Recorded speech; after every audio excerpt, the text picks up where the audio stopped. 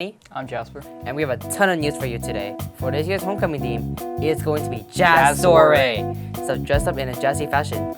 Homecoming will take place on October 24th on a Friday. ASB is having a flash sale for homecoming tickets for just $15, but it's only for today, so get them now before prices increase. After the first day of selling tickets, it will be $20. For people outside of Burton, it will be $25. The homecoming dance will also have a performance from our very own jazz band. For more information, check out our Burton Instagram page. Next, we have an announcement for the rally will begin at the gym.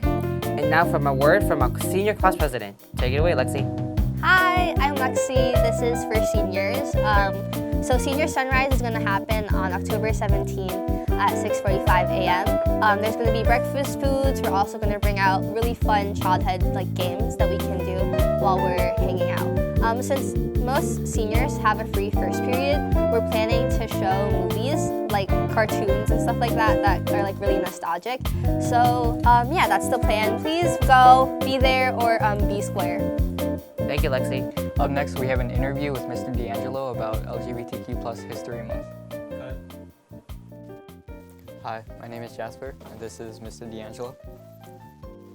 So, what is the biggest source of support throughout your journey? Yeah, that's a good question. I would say I didn't come out until the end of high school and early college. And throughout that time, I think the things that supported me the most was just having a really strong friend group that supported me. As I got older, it was really helpful for me to meet other queer people, and they became a big source of my community. And then I felt a lot of support from my family as well. I don't know if you're familiar with the phrase found family, but in the queer community, that's a phrase that people use when maybe they don't have support from their home family, and so them creating a community around themselves. And I think for a lot of queer people, that's a big form of support as well. So, why is LGBTQ history important? Yeah, I think LGBTQ+ history is important because queer people have helped shape so many different aspects of our society. I think often if people only know one or two queer people, we can have a really narrow view of who queer people are. But it's important to realize they've been a big part of so many aspects of our society. Not only being activists for the queer community itself, but a big role in the civil rights movement, but in industries like mathematics and science and all different parts of our society. And there's a lot of queer people at our school, so it's just a good chance to learn about people that we're in community with. I see.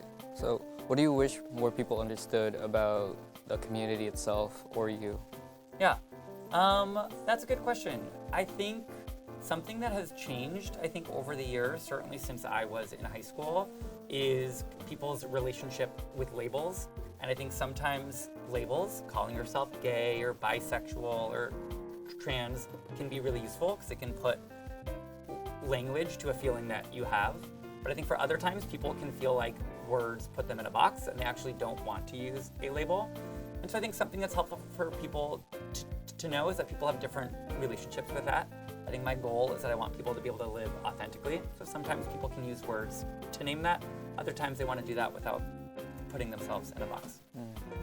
So is there any final thoughts or anything you'd like to promote before the end of this? So happy you asked. So my name is Mr. D'Angelo. My room is 344, and I'm the faculty advisor for SAGA, the Sexualities and Gender Alliance, and we meet on Fridays at lunch. So if you think that is a group you would like to be a part of, celebrating queer people and allies, come meet us every Friday at lunch in room 344. Thank you, Jasper. Thank you, D'Angelo. Yeah, thanks.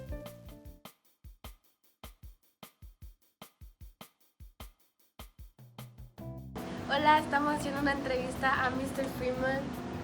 Hola. ¿Puedes decir tu nombre? Okay, my name is Mr. Freeman. ¿Cuál es su rol en la Burton? My role at Burton is a U.S. history teacher. I also teach ethnic studies. Okay.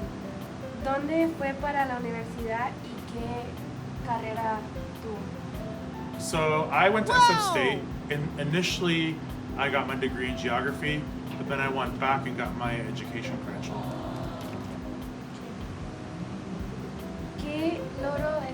más orgulloso de haber cometido? Okay, so there's two. One of them, it took my mom about 17 years, but she finally got her green card in the last few years, which is awesome. And the second one was probably getting through college. It was hard. There's many barriers, but you know, persistence matters. ¿Cuál es su cosa favorita de la cultura mexicana? I love how loyal family is. It's really important. I've come from a big Mexican family, so there's lots of cousins and aunts and uncles. And then obviously the food. We have the best food, hands down. So no matter what country, but all Latin American countries have the best food, man.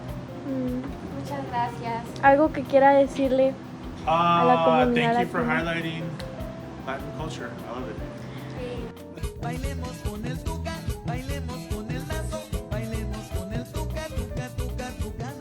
It is Latin Heritage Month. We wanted to ask our teachers that are from Latin descent.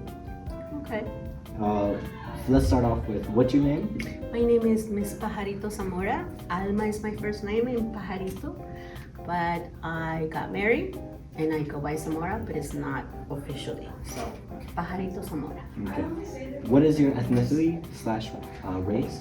Yes, I was born in Guatemala, and I think I consider myself Latina. Okay. What is your role at Burton? I'm a teacher teaching mathematics, and some students that are new say that I teach Spanish, and it's like weird for them to see somebody who looks Hispanic that teaches mathematics, but I teach mathematics. Okay. Where did you go to college? I went to many colleges. I went to City College, I went to San Francisco State, I went to Mills College, and I took some classes at Berkeley. What did you originally major in?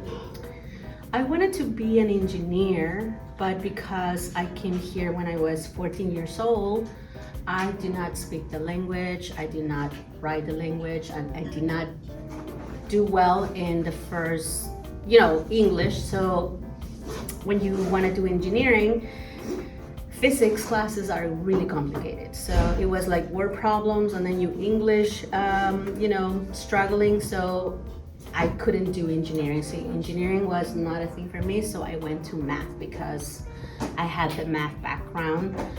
So then I majored in mathematics instead of engineering. That's all we have for today. I'm Jasper. And I'm Sunny. We'll see you guys next week.